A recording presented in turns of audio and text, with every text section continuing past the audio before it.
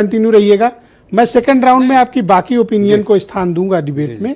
मैं इस चर्चा को आगे बढ़ाता हूं और मैं यतीन्द्र कसाना को इस डिबेट में आमंत्रित करता हूं। कसाना साहब, धन्यवाद आपका हमें ज्वाइन करने के लिए।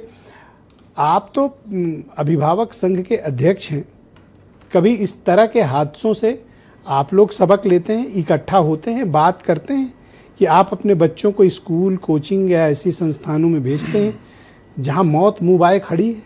अब लखनऊ का हादसा कितनी बड़ी घटना है, क्या कोई सबक आप लोगों ने लिया? कोई आप लोगों ने एडवाइजरी जारी की, लोगों से बात की, कोई जागरूकता फैलाई कि यहाँ से दूर रहो?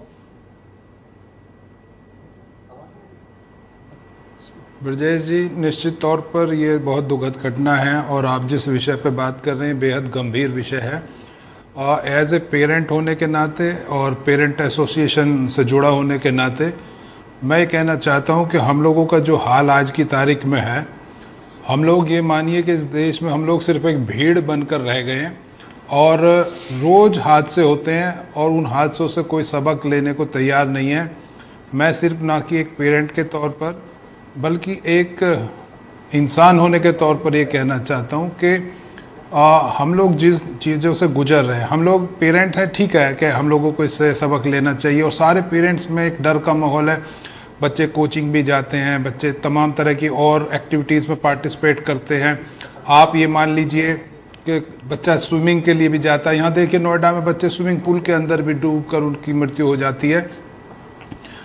ये सिर्फ आग की बात नहीं है, तमाम तरह की इतने जो है लैकिंग है, हर कदम पर ये परेशानी है कि सिस्टम इतना लचर है हम लोगों का कि जो लोग इन सब घटनाओं में शामिल रहे हैं या जिनकी वजह से ये सब होता है वो इतनी आसानी से बच के निकल जाते हैं। आप यहाँ की घटना मत देखिए, आप दिल्ली में देखिए, अभी कुछ दिन पहले जो मालवीय नगर में घटना हुई थी उसमें 21 लोगों की इसी तरह से मृत्यु हुई। उसके बाद कहाँ किसी ने कुछ सीखा इस देश में?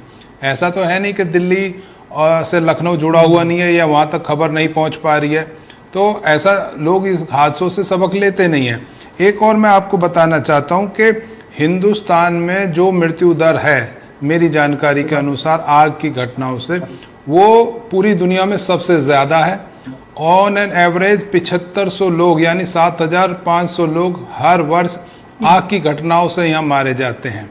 ये तो छोटे बच्चे हैं जिनकी वजह से आज इतना हम लोगों को दुख ज़्यादा हो रहा है, और वो बच्चे थे अभी उनका भविष्य पूरा पड़ा हुआ था, उन लोगों के पास पूरा जीवन था सब कुछ देखने के लिए, लेकिन वो सिस्टम की लापरवाही से और कुछ लोगों की लापरवाही और लालच की वजह से वो लोग आज हम लोगों ने उन बच्चों को खो दिया, इस देश के भविष्य को खो दिया।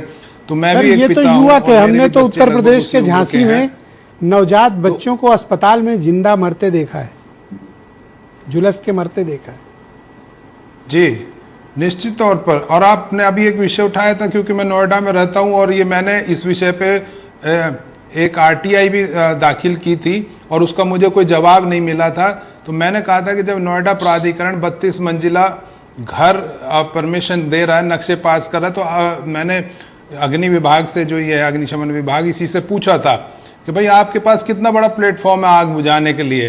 तो उन्होंने हालांकि उसका कोई जवाब नहीं दिया, लेकिन आपको और मुझे दोनों को जानकारी है कि इनके पास मैक्सिमम हाइट 8 मंजिल तक की आग बुझाने की है। देखिए, आप नोएडा में एंट्री करें पढ़ते होंगे तो एक सुपरनोवा करके बिल्डिंग है, कभी 15वीं 16वीं आपको मंजिल पता है वो पे आग 90 माले की बिल्डिंग है, कोई रास्ता नहीं है उसे बुझाने के लिए। 90 स्टोरी की बिल्डिंग है, सुपरटेक। रोज बिल्डिंगें बन रही है, रोज नक्शे पास। कितने माले की? 90 माले की। और बुझाने की आग कितनी फैसिलिटी है? 6 से 8 माले की। हाँ, दुनिया में इस तरह की विसंगति वाला के अलावा और कैसे भारत पहला देश होगा। तो नोएडा में कितने हेलीकॉप्टर हैं जो आग बुझाने के काम में लगे हेलीकॉप्टर? तो ये तो सच बात ये है कि सरकार को भी इसमें देखना चाहिए, प्रशासन को देखना चाहिए, शासन को देखना चाहिए। बहुत शुक्रिया, जिम्मेदारी है। कृपया हमारे साथ बने रहिएगा सर, मैं इस कार्यक्रम को आगे बढ़ाऊंगा।